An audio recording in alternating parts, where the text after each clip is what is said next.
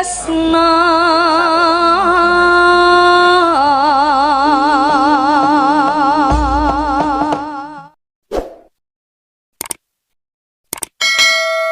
Mbak Umi Hafifah saking Pulung Ponorogo wingi dalu sampun kelakon nyindeni Mbah Kakunge Mbah Sukron Suwanda. Nah, alhamdulillah wis ana undak-undakane Umi saiki wis iso mbeksa bedayan.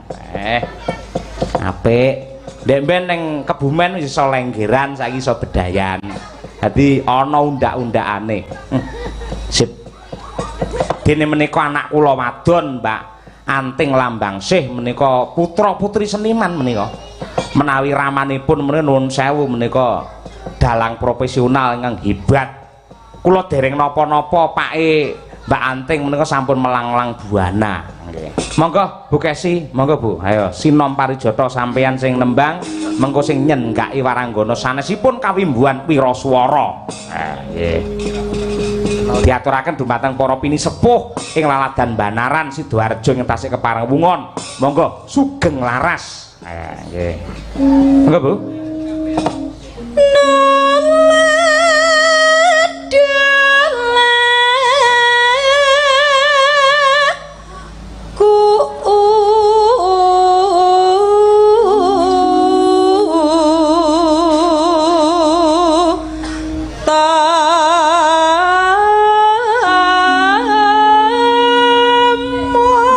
Sawung galing sawung ana sing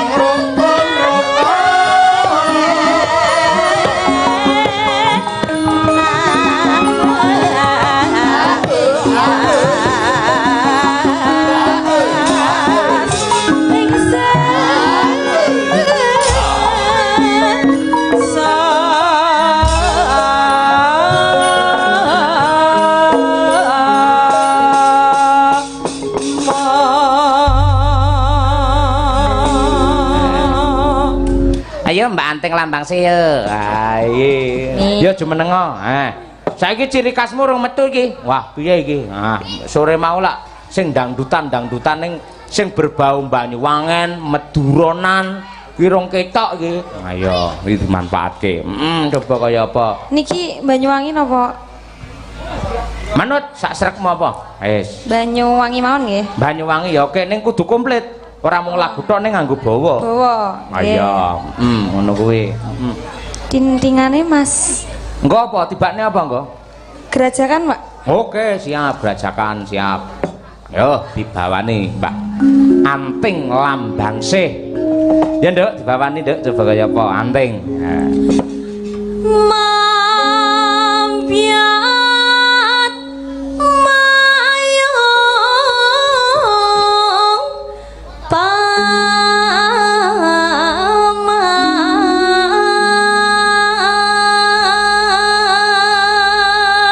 Ora nutup mripat. Bukesi iso kaya ngene iki mbiyen ki nate ngenger ning pakmu, ngenger ning mbokmu lho, Ting. Nggih. Dadi saiki pas pamane sampean genti rene iki wis pas ngono, nyambung silaturahim. Nggih, Pak Di. Ya,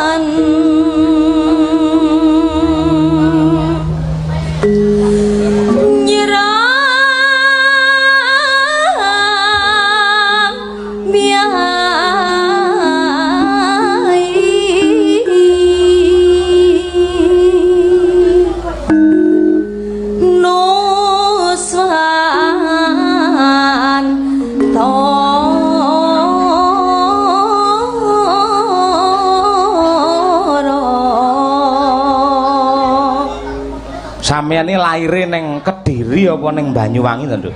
Kediri, Pak De. Kediri ya. Nggih. Terus sing Banyuwangi sinten? Jane ibu sing turun Banyuwangi niku. Dadi ibu nika laire ten Banyuwangi asline. Oh, ngono. Mula sampean ya baut nembang cara Banyuwangen, cara Madura ya apik.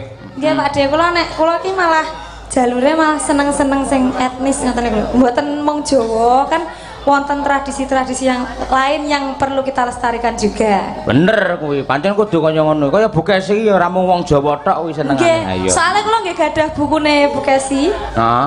Niku kan Bukesi. Sindenan Jawa Timuran. Nggih, menerbitkan buku niku luar biasa. Kuwi karya nalika S2 mbiyen. Bukesi gur kari maju ujian. Sing nulisne aku kuwi mbiyen. Percaya ora wit?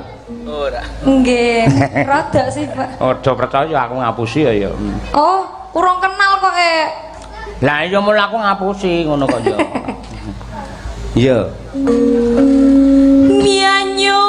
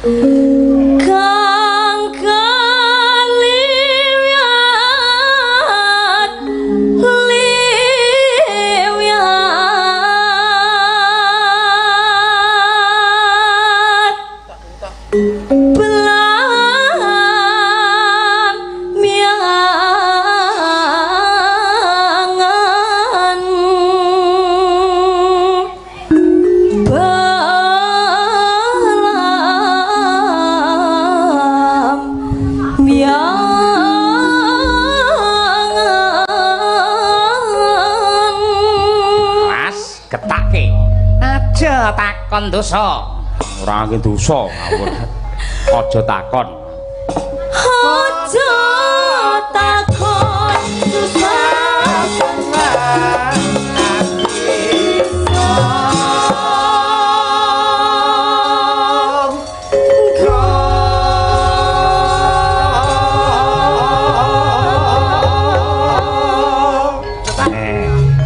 Seneng aku. Sing malah seneng apane? Geronge gercep. Gercep ya apa? Gerak cepat. Oh iya. Wah, Pancen kuwi grendul kok. kok gerendul apa? Kok gerendul apa, Pak De? Gerak senengane mangan jenang grendul. Ayo. Ayo gerak cepat, ayo. Berarti geronge grembel. Hah? Geronge gerembel. Grembel ya apa? Lah niku wong jenengan gerembel. Heeh. Gerembel niku napa ta? Loh. Grendul. Oh, gendul sing nganu jenang kelet-kelet niku. Heeh, senang kelet-kelet senengane Bugasi yang grembel. Kental putih niku. Heeh, putih meling-meling lho pokoke. Coba Pak, coba. Iya. Iya. Kana endah kumaliareng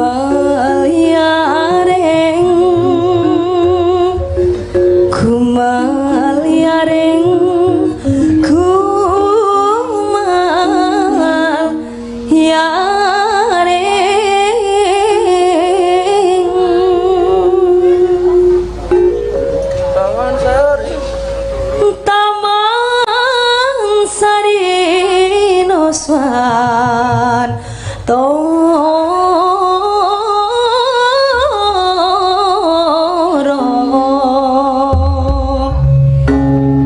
Belam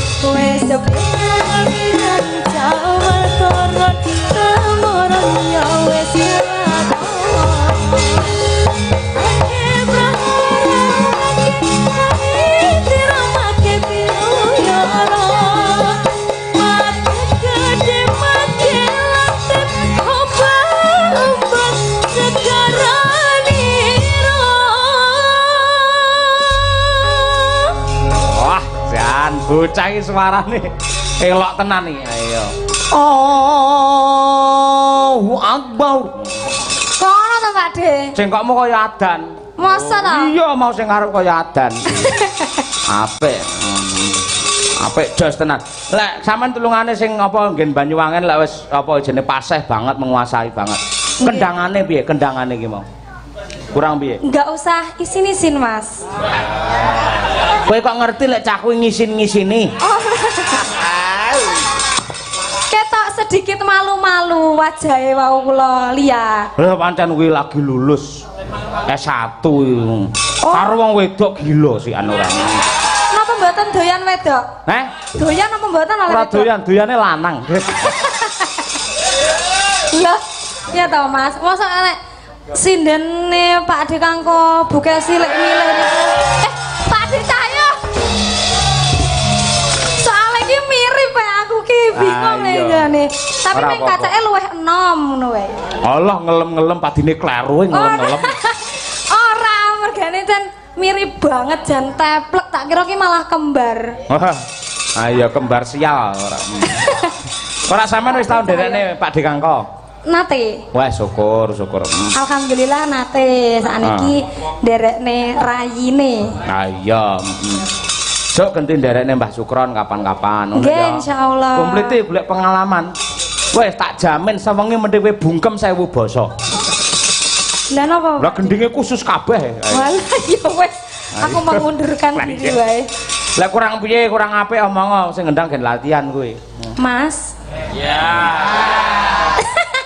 Mbok nyawang rene nyapot to. Enggak pakai air yang jernih.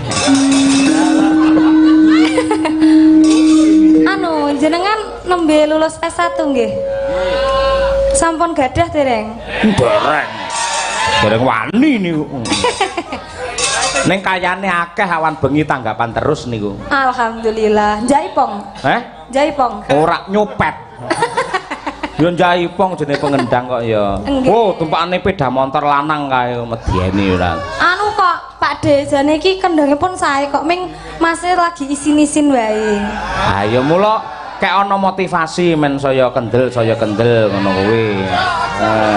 Anu asmane sinten Mas? Jompong. Joko. Jompong. Swatama. Swatama. Asmane Swatama. Mas Noval Cahyadi jenenge. Oh, lho putrane jenengan to? Heeh. Anak angkut. Ya. Kok enek Cahyadi? Pak Kuntadi Loh. Cahyadi. Ora mung kuwi wong Bu Inggi wae asmane Anggi Cahya kaya anu piye to kuwi. Lah kula kinten nek Mas Cahyadi niku putrane jenengan kan Cahya Kuntadi. Lah lek ngono kuwi aku anggap padha karo anake Pak Gito Ngantru. Kayak Mas Wahyu ya Cahyadi kaya anu ora. Ya Mas mboten usah isin-isin nggih. Pokoke keplakane dimantepne. Nah, kuwi lho dimantepne Val. Anu sampe nek ajenge guyu mawon mboten usah diumpet. Nah, Nggih. wes, mesti kowe lek pengrawit iki lagi bingung mesti sing dicekel mesti blangkon ngene iki. Lah napa Pak De? Wis ngono kuwi. Aku barang apa mesti ciri khase wiyagane jenengan nggih Pak De. Mau mbok aku barang ngerti dilolokne ngene digarapi mesti blangkon dingenek-enekne. Kuwi. Wis altine kan. Ayo ngusi suwi engko kendange dicokoti wingi. Engko taline pedhot no. Heeh. Masa tali jaipong ora iso dijogo mene tali tresno. Wah. Ya jodoh. Wah, wis. Wis ora melu-melu aku wis. Jane sing nyaroni kok yuk sengit men to. Koncone kok di para-parapi. Ora kuwi mendukun kuwi mendukun kuwi. mendukun. Iya. Engko iso tukar pengalaman ing bab kawruh cara Banyuwangen. Engko Mas Jompong, Mas Noval gen njaluk nomor WA-ne jenengan teng Bukesi. Mbak tolong diarahkan sing Banyuwangen gen iso karaktere kecekel Banyuwangine. Lah napa kok lewat Bukesi napa mboten langsung mawon? Lah isinan kok kuwi piye? Lho jenengan to perantarane? Hah? Perantarane kan jenengan. Lek WA ra iso wong dek iki HP-ne Sony Ericsson ya. Kurang upgrade. Upgrade. Gerajakan Banyuwangi. Gerajakan Banyuwangi. Ayo. Ki mung guyon lho, Val, ngowe tenanan lho. Lo bar kuwi digoleki omahku terus. Lah iya. Biasane tenanan ya. Gobios Pak De. Gobios bocahe. Ah iya lho ngono ngene. Kaya ngono kuwi ya. Mangga diaturake Gerajakan Banyuwangen. Ayo, iki kolaborasi chemistry antarane Sinden Anting karo Noval. Mas Noval.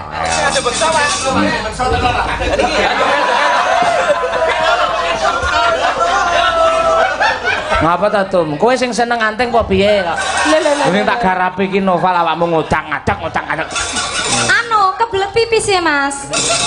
Pacarku iki. Oh, pacare sing Jaipong. Ayo. Monggo, yuk Gerajakan Banyuwangi dados. Woi.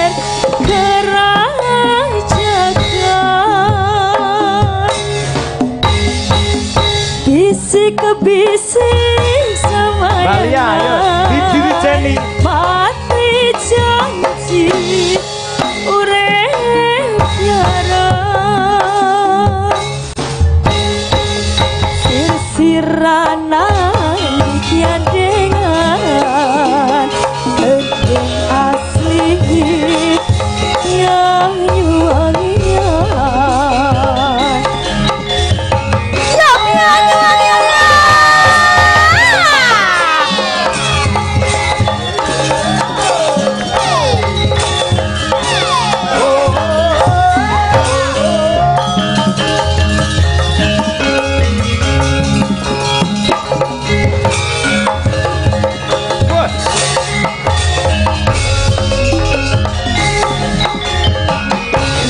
rajakan nyanyi wangi raino piangi sing tau sepi lanang wadon anakani dinamakan sungsai ati gonong pasir pasiran semyuran keretuan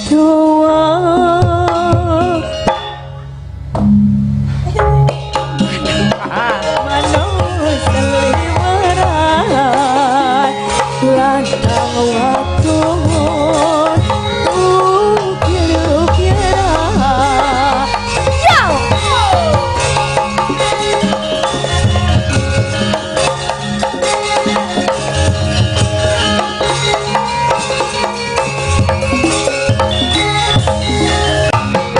gandeng tangan ring pinggiran pinggir pesisir kerajakan bisik-bisik semayanan matri janji ore piaran sir-sirana tiandengan gendeng asli yang wangian sir-sirana tiandengan gendeng asli yang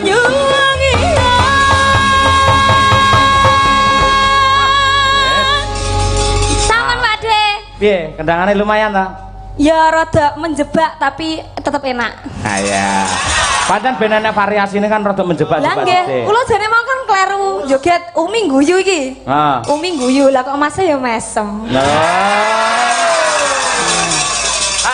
lha pancen ki hobine guyang-guyu kok pancen hobine can lah kowe kok ora ngene kae deng ra ngono kae kula lah nganu to Mas mungkin ndak grogi iya salting mesti grogi lah anggere kowe den terus mak gua ngono ora duwe pacar apamu sing sampun to sing ngeterke mau pacarmu senes niku rencang kula oh kancamu nek pacar kula niku pekerjaane jadi soundman soundman nggih tapi senes niku lho nggih uduk kuwi Pak Glontor uduk lha sapa anu soundman-nya Mas Ndarboy Geng sama Mbak Woro Widowati nggih lha kula soundmanipun Woro Mustika Siwi dadi Mustika Siwi sampun Pak Den iki kula lenggase engko neh ning oh nggih siap ya iki ana sing ngersake nun saya urung tak waca nggih Assalamualaikum warahmatullahi wabarakatuh Waalaikumsalam sugeng enjing Pak Cahyo lan Madangkara saking apa iki tembakau balap Banaran apa iki nggih nyuwun gending ninggal katresnan matur sembah nuwun wassalamualaikum warahmatullahi wabarakatuh oke kita tampilkan penyanyi kita dari Tulung Ngegeng ya nang ndek ben tak gekne bawa lho ayo ninggal katresnan Mbak Winong iki wah lek pas nyinden wayang ya demes jarian lek pas neng apa kuwi dangdut Melayu dhewe ngangge rok sepan kae ayo karo sepatu jinjit murup-murup kae ayo kenang atuh kenang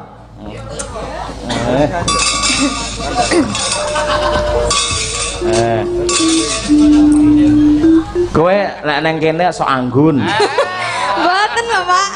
Nek nang paran ngono wani oraan ning kene kok sok anggun. Nggih, asline ngeten iki to, Pak. Ora apa-apa awakmu arepe nang kene berekspresi ora apa-apa, ora masalah. Mboten, Pak, kula kan empan papan. Maksudnya kalau begini kan wonten urgent. Jadi saya harus mengekspresikan. Bukan aku tak mampu.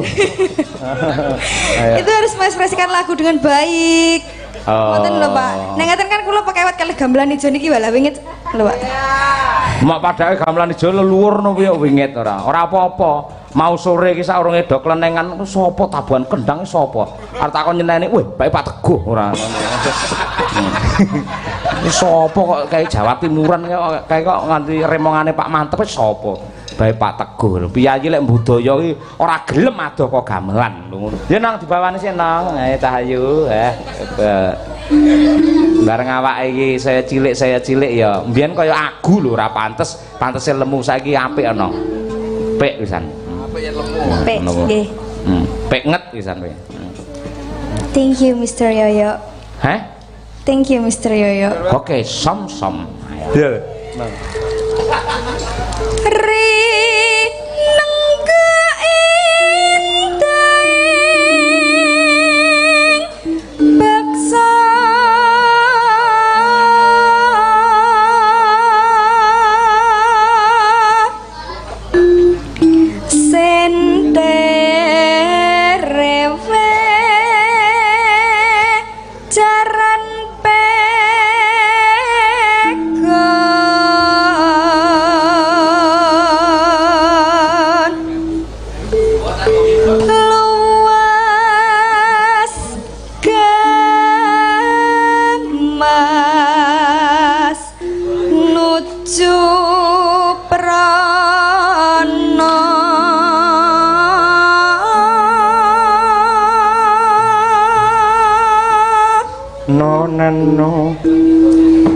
Pinter agawe brangto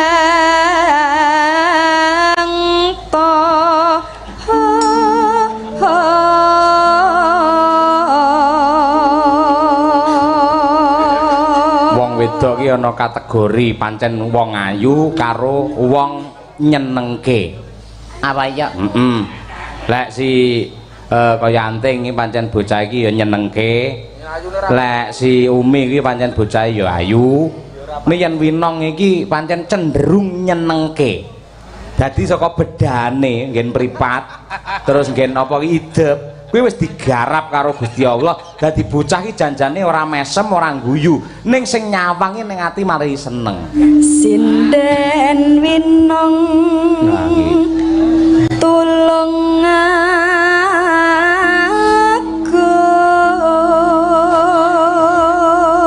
sinden Winong aja nganti ninggal tresna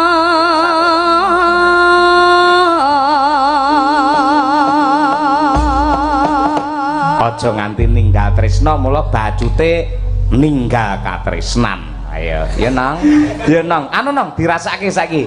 Sing sepisanan langgam wae. Ayo, kaya Mbak Silvi Komalasari ya. Ayo, langgam sik. Bar iki kedua terus dijaranke. Ayo, Mbak. Ya. Nangis sajroning atiku.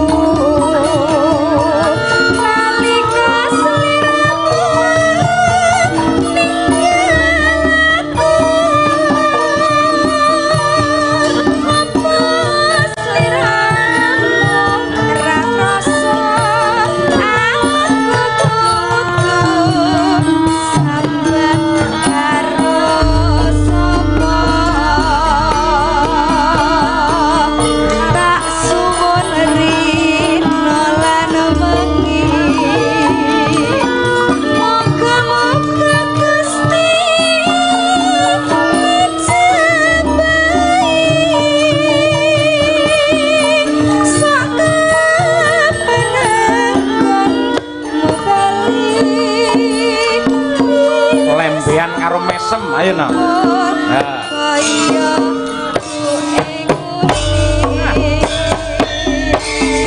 mondok cahayu coba kaya ngapa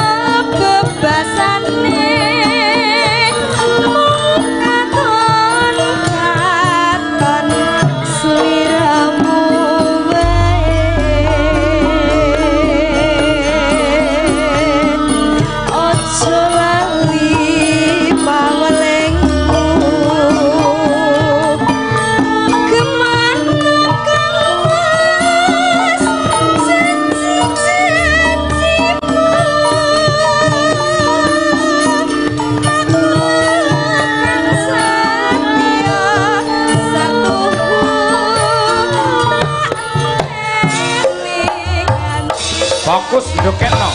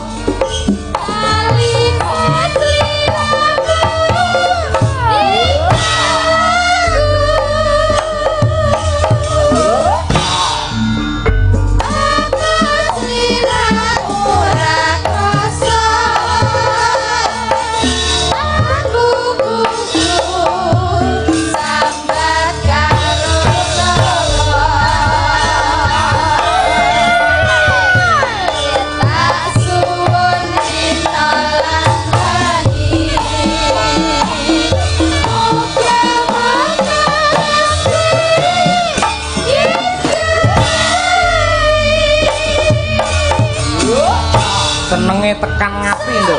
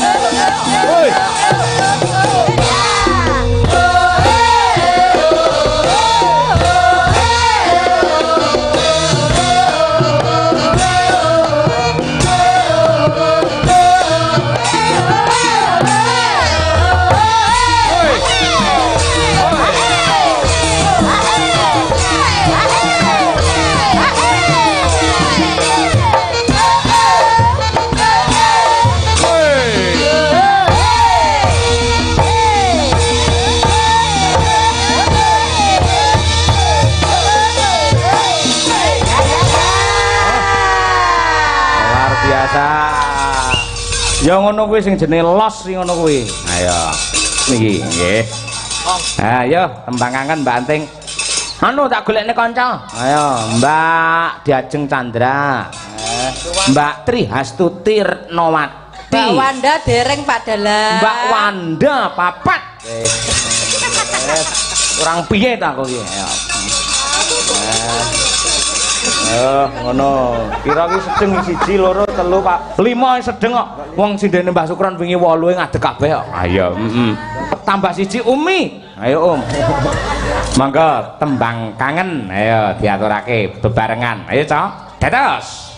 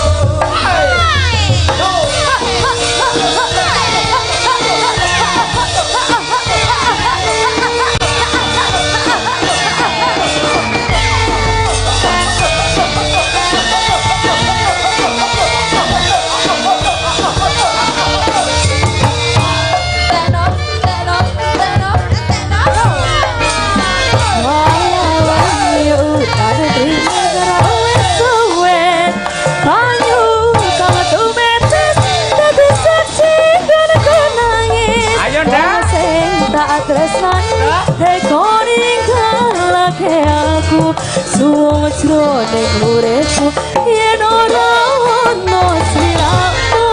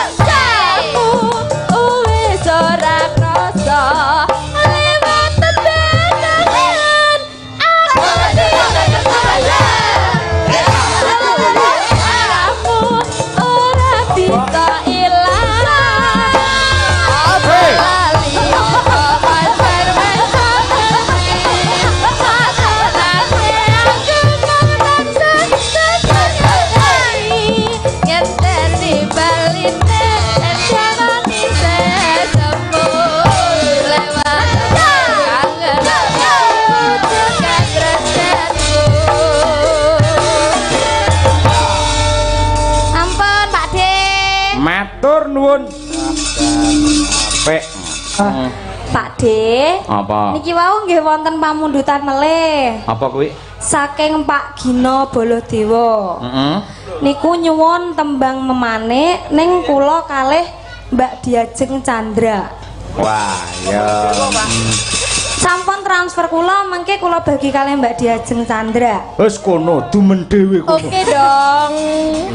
Lho Mbak, nek karo dalange piye? Napa? Pengalamanmu nek bab cuan. Bab cuan. Sik. Ayo sing jujur ae no. Jujur nggih. Jujur iki. Kula nek bab dalange Nggih. kula dereng diparingi, Mbak. Oh, dereng. Nek kalih Bu Kesi, kula dibagi terus kalih sinden-sinden. Masya Allah, Bu Kesi jan berhati mulia nggih. Nggih. Loh, pancen manajemen iki ngono kok. Aku sajek jumblek ora tau nyekel dhuwit. Oh nggih. Mergo mbiyen tau aku nyekel dhuwit anggere wong wedok tak kei kabeh. Mergo gampang raisanan aku iki. Alah wong wedoke sapa jajal? Ya sapa wae ngono. Pokoknya sapa wae sing melas langsung diparingi kan gitu Iya. Mbak Anting, dalam. nganti ora tau nyekel dhuwit to, tekan Mojosongo bensin entek nyurung motore. Oh ki tenan, kuwi pas ulang tahun kuwi. Surung motore. Nyurung ayo. Kok iso nyurung lha napa mboten kalih bukesi? Tak tinggal ning omah. Biasane lak kuwi ning dompet enek 200 300. Nggih. Lah ngono karo bukesi biasane dijupuk terus nggih blonjo apa-apa ki ramong aku. Ngerti ku ya enek duwite. Lah medundunan Mojosongo ki terus aku kentekan bensin. Wah, tak tuntun akhirnya enek apa ki jenenge eceran bensin ki. Nggih. Wah, alhamdulillah 2 liter Pak ngono. Baru dompetku tak bukai kari 1.000 rupiah ki. Asem. Tapi Pak Kangko Pak. Soalnya mirip. Iya adike Napa padha ae. Oh, jenengan rayine? Heeh. Oh, berarti sak guwa garba. Heh? Sak guwa garba. Ya aku rayine ora raine, rayine. Rayi, maksudnya rayi. Heeh. Oh, berarti jenengan putrane Mbah Sukron. Iya. Masa ta? Ngopo? Jenengan putrane Mbah Sukron. Heeh. Masa lanang mana? Kira penak lho omongane iki ora. Maksude sing manak ki mbokku, sing menek ki bapakku ngono lho. Ngono. Oh alah, ngono Ini ta. tidak dijelasno. Nggih, tapi Pak Cahyo niki berarti suami yang bener-bener royal kepada istri, ngoten niku. Kok royal? Suami yang patut dicontoh ya Pak Cahyo Kuntadi. Lah kok iso, Mbak? Lah iya toh, kabeh uang semua apa ya keperluan rumah itu sing megang kan Bukesi. Bukesi Betul. jan beruntung makanya Bukesi wau ngendikan lek Pak Cahyo adalah the best sedunia dan seakhirat. Amin. Dadi pamane aku karo Bu Inggi ya karo sekretaris ini diparingi ya bruk ngono ya. Nggih. Langsung tak bruk nih Bukesi nyoki tanpa nono bruk ngono kuwi. Lah iya. Bruk metutuk sing ngebrukne aku sing metutuk Bukesi ngono lho maksudnya. Ngono nonting-anting ora. Nggih Pak De niki memanikmu dibawani napa mboten? Ya dibawani sing komplit ngono. Iya. Nggih dibawani Pangkurinoso nggih Mas Nggih. Gender. Oh iya. Pangkurinoso ki karyane Swargi Ibu Hajah Supatmi.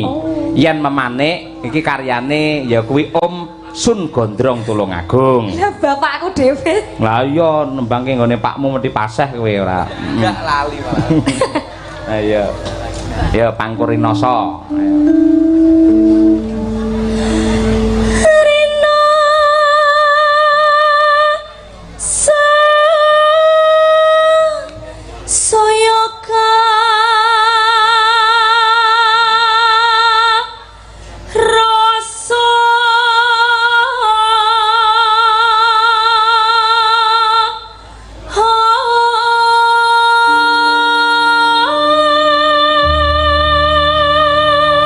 Ting iki gayamu apa biasa apa ora iso? Lah napa to Pak De? Ngopo kok lekekmu kok buka dadakan ngono lho? Butuh sirkulasi udara. Kowe iki arep nyinden mar tinju ora. Sing Lah sing demes. marai power full niku nggih gara-gara nggih.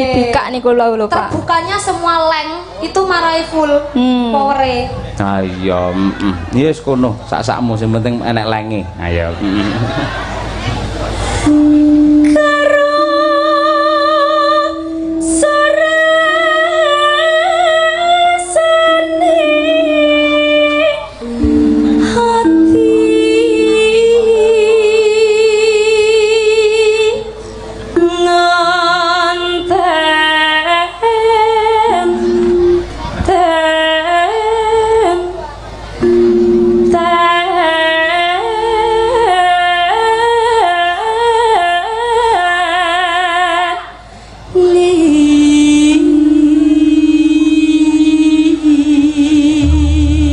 Aku pengen sindenku nerokke jengkokmu ki mau. Ngentek. Iki sik, kabeh do ngatekke. Ayo. Ngentek. Ayo. Ala aku iso nek budosan lho. Ora apa-apa, iki ciri khasmu apik iki ya, Ndang. Nganten. Terus gatekne kabeh.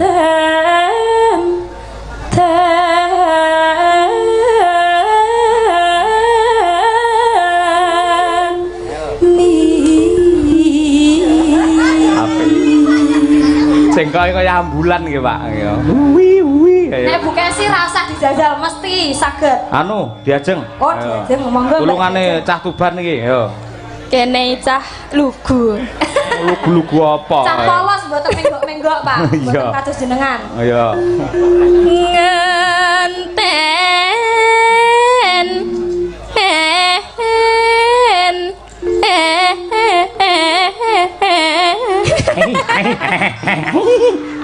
Wih, janjane nyinden apa kok kaya jaran malam. Angel lho, Pak.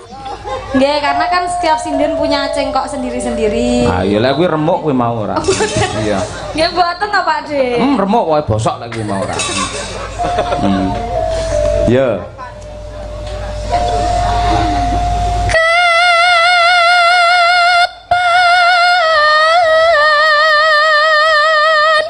Sumanding sisihmu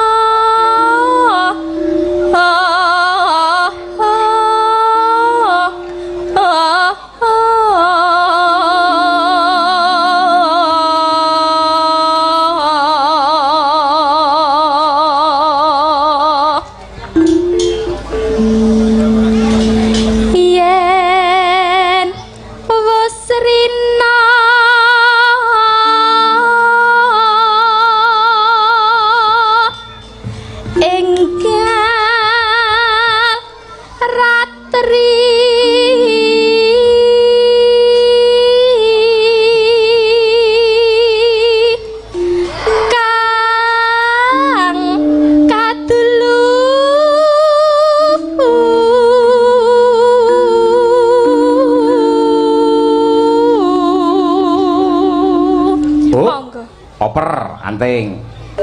Mong sliramu tano liya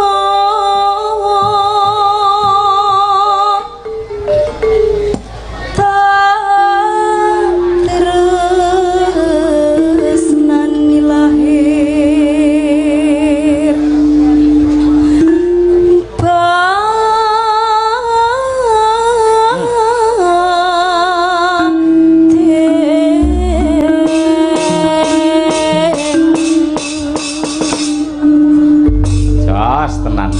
bocah suarane antep sugih cengkok ya nggih niki inspirasine nggih Ibu Kesi. oh iya ya diaturake memanik mangga dados